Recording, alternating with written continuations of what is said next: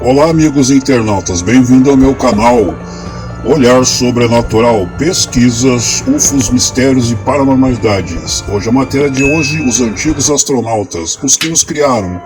E Jesus era híbrido? Era um ser das estrelas? Você já se perguntou isso? Se Deus diz que fomos criados do barro, quem sabe os alienígenas também não nos criaram do barro? Segue a matéria e no final da matéria você vai descobrir quem criou Jesus e quem criou o homem.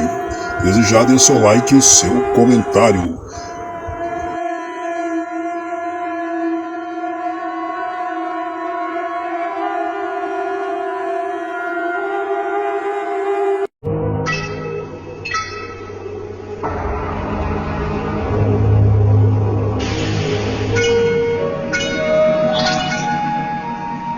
Não pode ser coincidência que artistas no mundo inteiro tenham representado os mesmos seres sem ter tido o mesmo modelo. Na Austrália, na América, África, Europa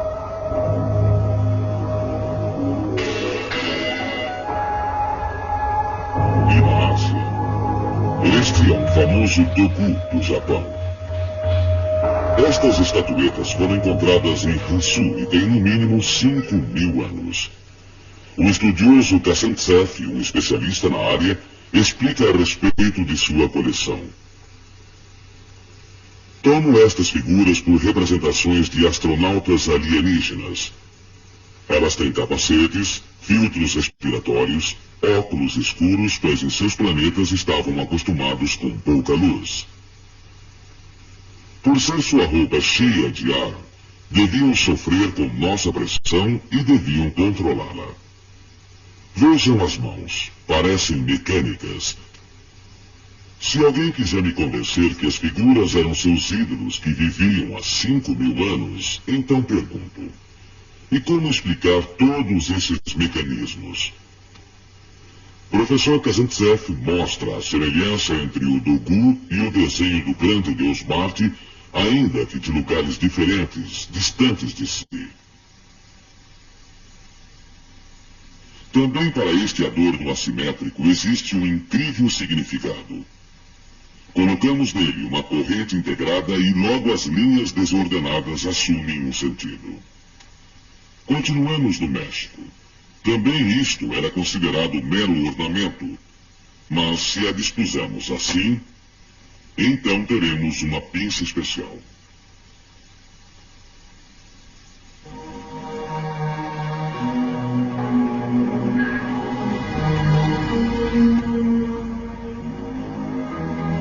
No Museu Iraquiano em Bagdá está este pequeno receptáculo sonoro que tem mais de 2.000 anos. Nele se encontrava um tubo de cobre e à sua volta uma liga de diversos metais. Se injetarmos cloreto de sódio, geramos energia elétrica. Sem dúvida, um aparelho elétrico. Mas Walter só iria fazer esta descoberta 1.600 anos depois.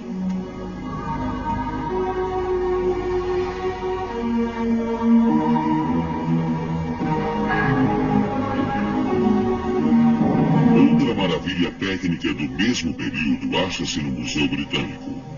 Uma lente que só poderia ser produzida nos dias de hoje com máquinas de alta precisão. Lentes polidas surgiram apenas no século XVI. Porém, esta tem mais de 2.000 anos e foi encontrada na Ásia. Em Moscou, diante do monumento ao astronauta, falamos com o professor Zaitsev. Ele nos alertou para um fato que ainda não encontra uma explicação lógica. A alçada de um bisão que viveu há 40.000 anos atrás e foi morto com um tiro, o que se vê pelo buraco. Especialistas afirmam que isso só poderia ter sido feito por uma arma de fogo. Como? Um tiro há 40.000 anos atrás? O segundo exemplo é impressionante e assustador. Pesquisadores soviéticos acharam uma pintura numa encosta chinesa e a reproduziram. É preciso olhá-la várias vezes para compreender o legado de eras pré-históricas. Um ser que usa o capacete de um astronauta, respiradores e estranhos aparelhos.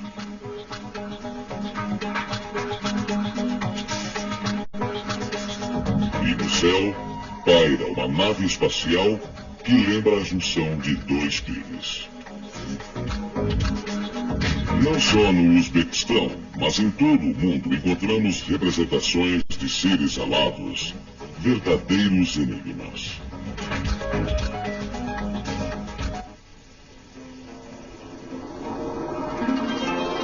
Na Guatemala foi encontrada essa escultura.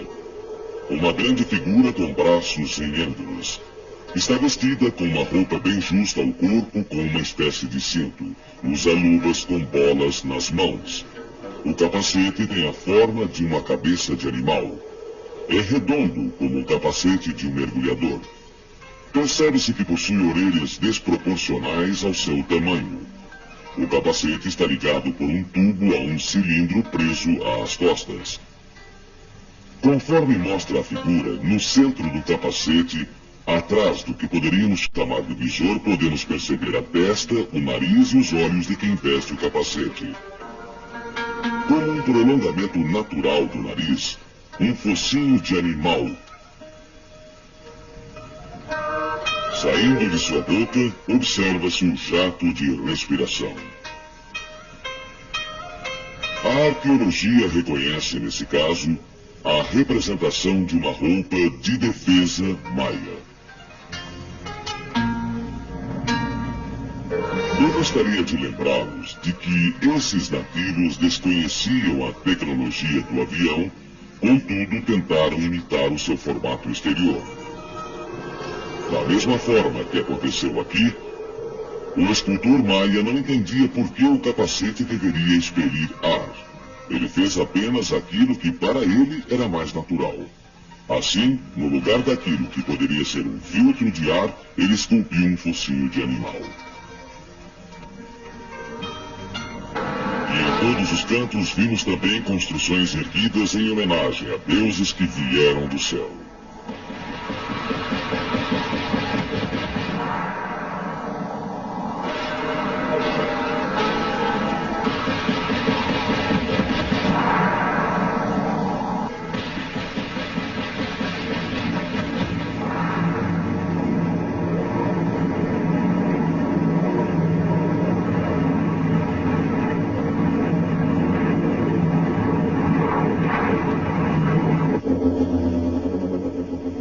Este desenho provém do Japão e tem 7.000 anos. Este modelo provém da Colômbia e tem mais de 1.000 anos. Um protótipo de uma dessas figuras aladas foi testado e sua aerodinâmica correspondeu à do mais moderno avião. Temos certeza que ainda existem impressionantes provas da visita de inteligências superiores aqui na Terra. Vamos à costa do sul do Peru, na Baía de Pisco. Aqui, um estranho símbolo, a uma altura de 300 metros. Sem dúvida, um sinal. Mas um sinal para quem?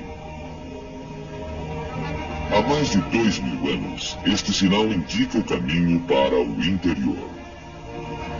Mas quem usaria tal indicação? Sigamos o símbolo. Embaixo, ruínas de antigas culturas.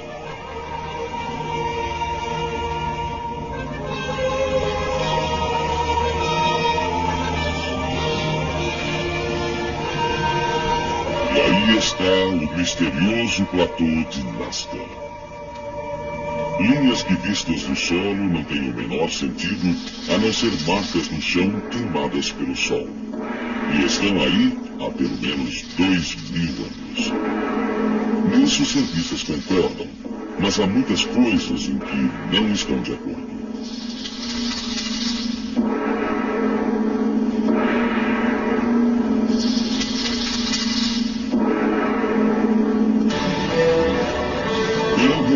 estas linhas algum sentido? Vistas de grande altura, como de um avião, por exemplo, percebe-se rapidamente que se trata de desenhos gigantescos. Agora, sobrevoamos uma aranha. Uma águia.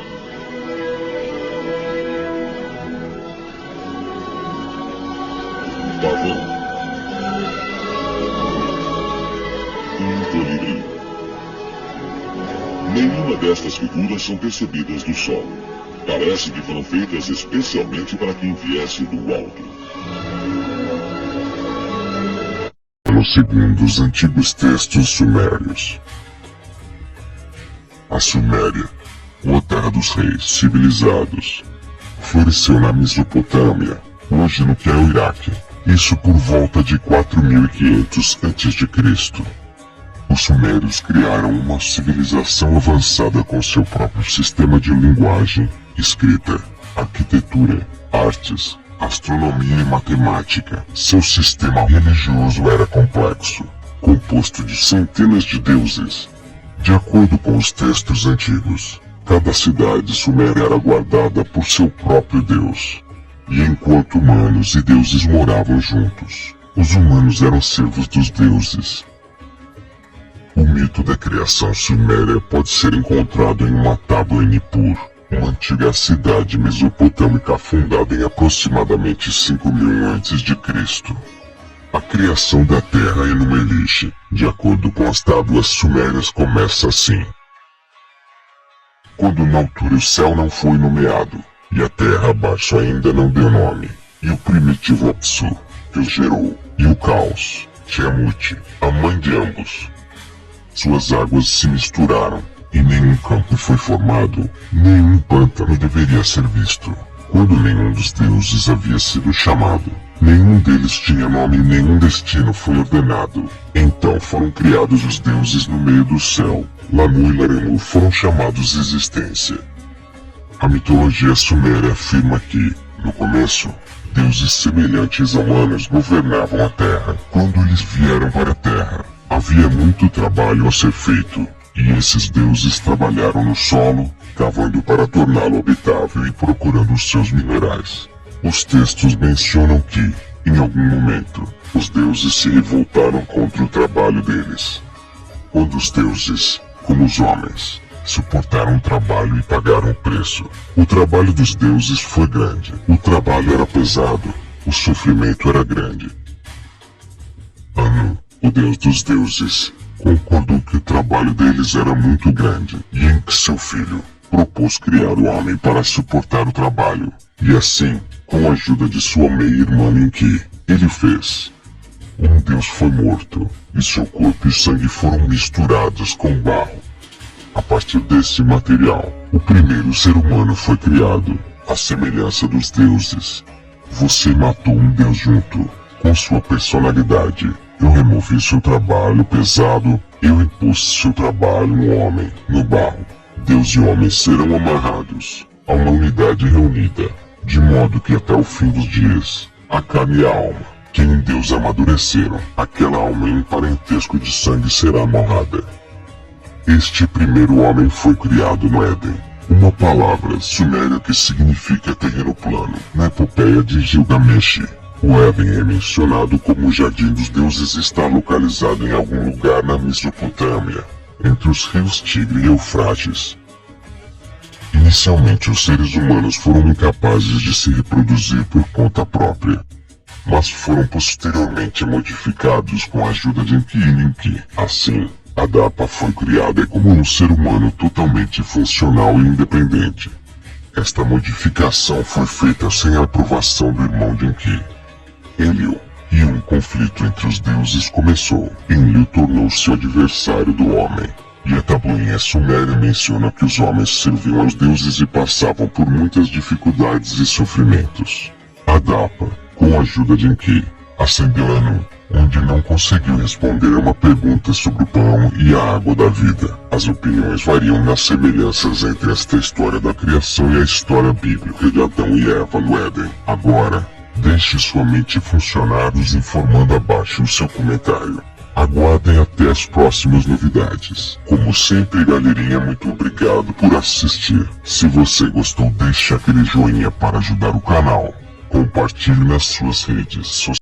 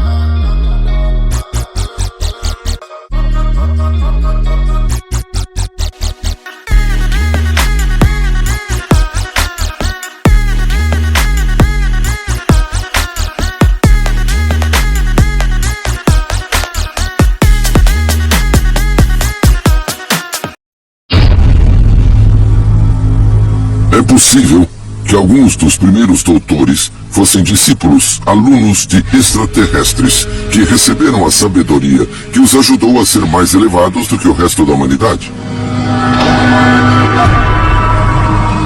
Talvez a história mais famosa de um intermediário ressuscitando um morto apareça no Novo Testamento da Bíblia Sagrada. Segundo o Evangelho de São João, que Jesus de Nazaré ressuscitou um homem morto havia 4 dias. Jesus ficou emocionado a ponto de chorar, diz a Bíblia. Ele olhou bem para o túmulo e, emocionado com o pranto de Maria e Marta, decidiu ressuscitar Lázaro dos mortos. Então ele se aproximou da entrada do túmulo e literalmente chamou Lázaro para voltar de entre os mortos.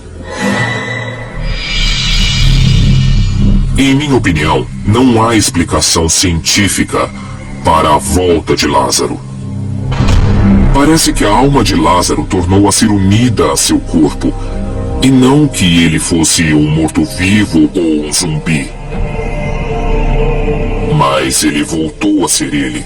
Voltou dos mortos. Então essas pessoas especiais tinham o poder de pegar os mortos e trazê-los de volta à vida. Que tipo de poder teriam para poder fazer isso? Talvez o poder de um extraterrestre? Haveria realmente uma conexão extraterrestre entre humanos vivos e o mundo dos mortos? Será possível que almas humanas viajem pelo espaço e tempo, assim como fazem viajantes siderais? Se for assim, isso acaba com o conceito da existência de um paraíso? Ou seria a prova final que a humanidade procura há tantos séculos?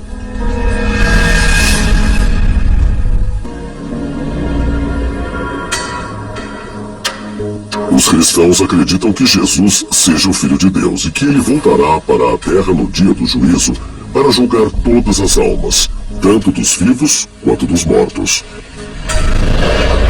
É também por isso que os cristãos acreditam que o corpo humano deva ser enterrado e não cremado após a morte.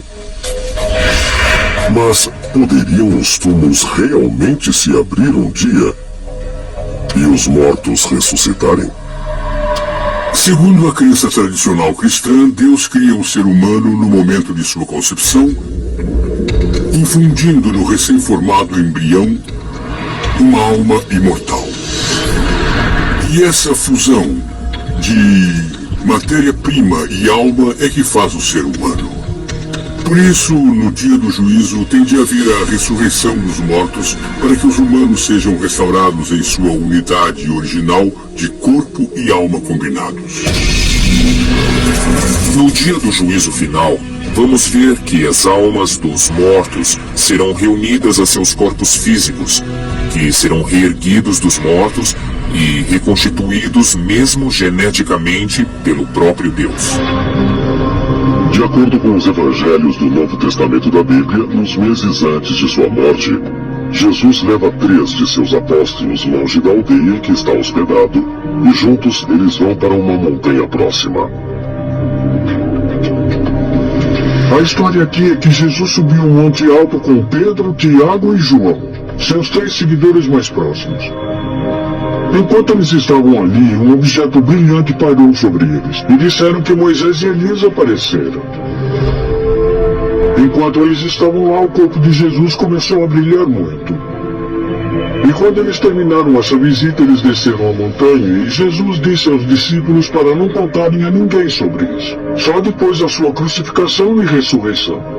Isso me diz que talvez o corpo de Jesus passou por algum tipo de transformação, que mudou o seu corpo de modo que, quando ele ressuscitou dos mortos, seria um corpo que nunca iria morrer de novo.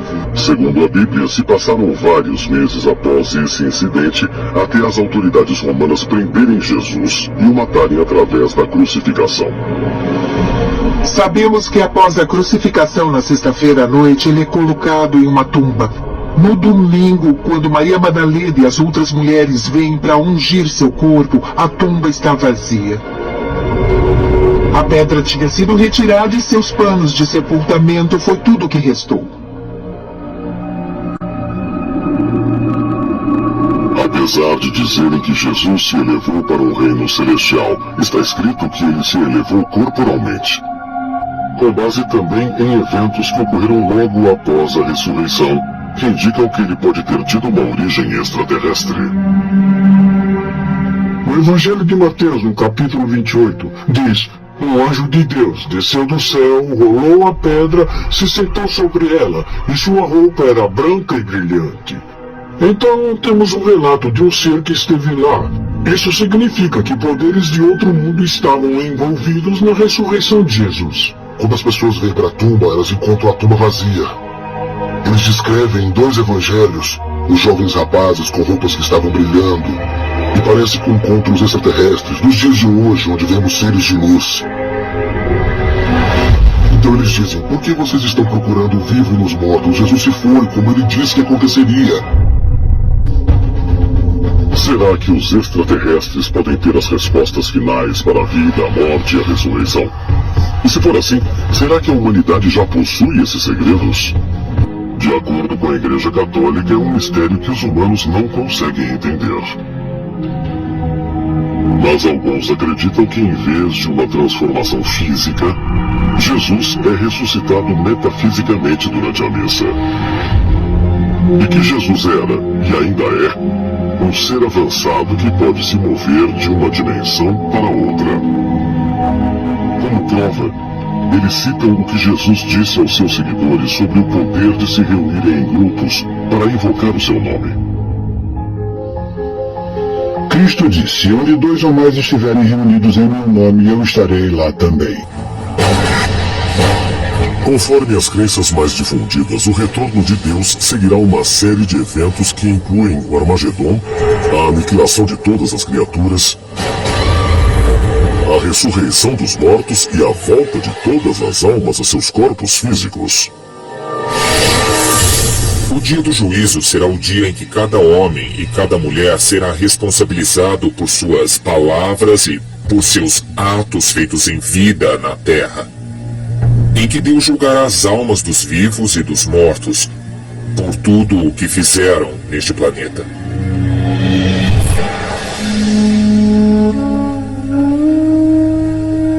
Datando de 150 a.C., os pergaminhos do Mar Morto profetizavam que os filhos das trevas seriam destruídos, e que os filhos da luz viveriam em paz por toda a eternidade. E o conceito de um Deus onipotente que vai voltar no dia do julgamento também aparece em um dos assim chamados livros perdidos da Bíblia, o livro de Enoque.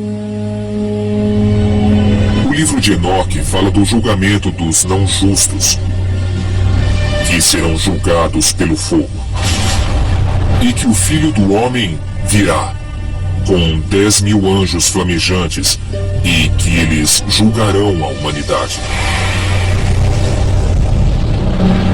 Após o julgamento final, a Bíblia diz que o novo céu será criado, a nova terra será criada e a nova Jerusalém descerá do céu em direção à nova terra.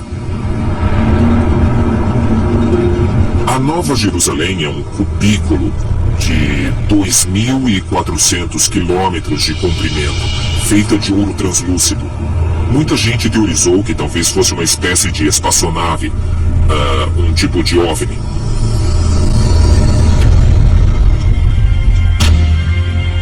Mas haveria uma origem alienígena ou extraterrestre para as histórias bíblicas do julgamento final? Há alguns milhares de anos, os extraterrestres vieram e criaram a primeira humanidade por uma mutação artificial. E é claro, um dia eles voltarão. E claro, o julgamento será em função do que eles esperavam que fizéssemos. E os que entenderem o que aconteceu no passado não ficaram chocados, porque sabiam e esperavam desde sempre o que vai acontecer. Na minha cabeça, será quando os extraterrestres genuinamente retornarão ao nosso planeta e se anunciarão, e nessa altura, os humanos que atingiram a iluminação se juntarão a seus irmãos, os extraterrestres, os antigos astronautas que nos criaram, e todos voltaremos às estrelas. E se for assim, isso realmente corresponde à noção de que nossa existência não acaba com a morte? E haverá um mundo entre a vida e a morte? Um que leve a um plano, talvez, extraterrestre?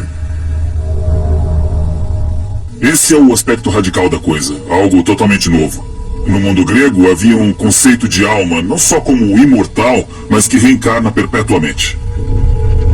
O que empolga é que há muitas evidências apontando para a realidade da alma. Em outras palavras, parece haver em nós uma parte espiritual, sobrenatural, não física, que transcende e sobrevive à morte e que prossegue e vive para sempre. Serão esses relatos de experiências de quase morte prova de vida após a morte? Prova de que há uma alma eterna? De que pela eternidade a virtude é premiada e a maldade é punida? Ou esses relatos tão convincentes dão conta de outra realidade, muito mais extraterrestre?